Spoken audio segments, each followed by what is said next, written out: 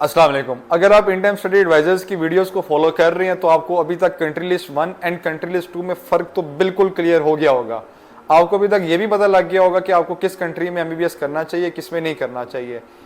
लेकिन आपको ये भी पता होना चाहिए कि जो यूनिवर्सिटीज़ कंट्री लिस्ट 1 और कंट्री लिस्ट 2 में हैं उनमें से आपको किस यूनिवर्सिटी में सिलेक्शन करनी चाहिए, या किस कंट्री में, लेट से आप चाइना सेलेक्ट करते हैं तो चाइना की कौन सी ऐसी यूनिवर्सिटी है जहां पे आपको जाना चाहिए, या लेट से आप रशिया सेलेक्ट करते हैं, या ईरान करते हैं, या मलेशिया करते हैं, क्यूबा करते हैं,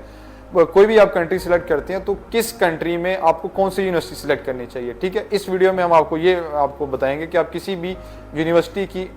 ईजीएस्ट वे में असेसमेंट कैसे कर सकते हैं। ठीक है, सबसे पहले आपको ये भी पता है कंट्री लिस्ट 1 में सारी ए कैटेगरी की यूनिवर्सिटीज़ हैं, कंट्री लिस्ट 2 में सारी बी कैटेगरी की यूनिवर्सिटीज़ हैं। आपको ये भी पता है कि कंट्री लिस्ट 1 में जो यूनिवर्सिटीज़ हैं या जो कंट्रीज़ हैं उनमें जो यूनिवर्सिटीज़ हैं उनकी फ़ी approximately 60 to 70 lakh per annum minimum मैं आपको बता रहा हूँ। मैक्सिमम जाने बजाय तो 1.5 crore, 2 crore, 2.5 crore is a quite normal amount in country list 1 universities. लेकिन कंट्री लिस्ट 2 में देखा जाए तो उसमें जितनी यूनिवर्सिटीज़ हैं उनमें ये कि सालाना 7 लाख, 8 लाख, 10 लाख या नॉर्मली मैक्सिमम जाए भी तो 15 लाख की रेंज में आपको अच्छी से अच्छी यूनिवर्सिटी में आपका एडमिशन हो जाता है। ठीक है, इन कंट्री, अब ज़ाहिर कंट्री 1 तो ऑप्शन में है ही नहीं ना, क्योंकि 1 करोड़ और 1.5 crore, 2 crore per annum spend करना,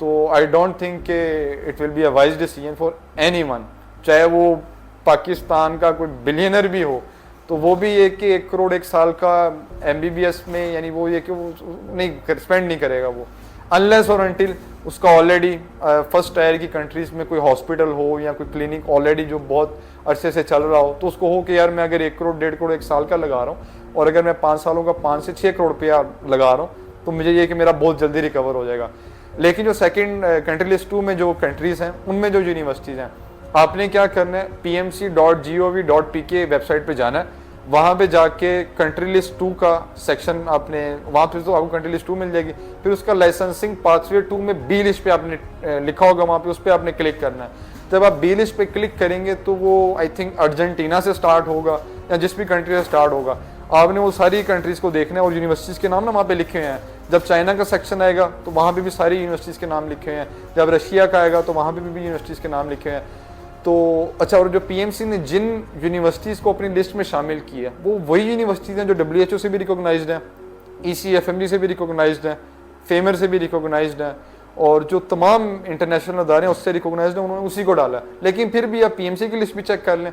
उसमें लेट से कोई भी यूनिवर्सिटी है, ज़करिया यूनिवर्सिटी है, ठीक है, मिसाल के तौर पर, सिर्फ मिसाल दे रहा हूँ, मेरे नाम की कोई यूनिवर्सिटी नहीं है, मेरे नाम पे सिर्फ एक मुल्तान में बहाउद्दीन ज़करिया यूनिवर्सिटी है, लेकिन वो भी पता नहीं क्या करते हैं।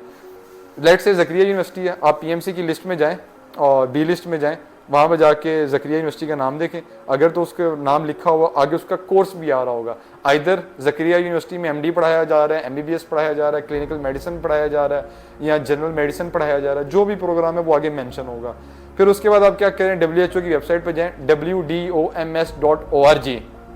यहाँ पे लिंक भी आ रहा होगा, wdoms.org पे जाएं, वहाँ पे जाके ज़करिया यूनिवर्सिटी लिखें। अगर तो वहाँ पे ज़करिया यूनिवर्सिटी आ रहा है सर्चेज में तो उसका मतलब है ज़करिया यूनिवर्सिटी रिकॉग्नाइज्ड है। लेकिन लेट से वहाँ पे नाम विजिबल नहीं होता तो इसका मतलब है ज़करिया यूनिवर्सिटी रिकॉग्नाइज्ड नहीं है। तो ये थोड़ा सा एक अलार्मिंग सिचुएशन है। मे बी आप स्पेलिंग गलत कर लिख रहे हो, मे बी आपने जो सिटी लिखा हो वो आप ठीक ना लिख रहे हो, कोई भी रीज़न हो सकती है, लेकिन आप उसको एक अच्छे से तसल्ली कर लें। फिर इसी तरह ईसीएफएमजी की वेबसाइट पे जाएं, इसी तरह फेमर की वेबसाइट पे जाएं, वहाँ पे जाके इजीली आप वेरीफाई कर सकते हैं। ठीक है, तो जो यूनिवर्सिटी इन तमाम अदारों से रिकॉग्नाइज्ड हो और कंट्री लिस्ट 1 या कंट्री लिस्ट 2 में हो तो आप वहाँ पे एडमिशन के लिए अप्लाई कर सकते हैं। Thank you very much.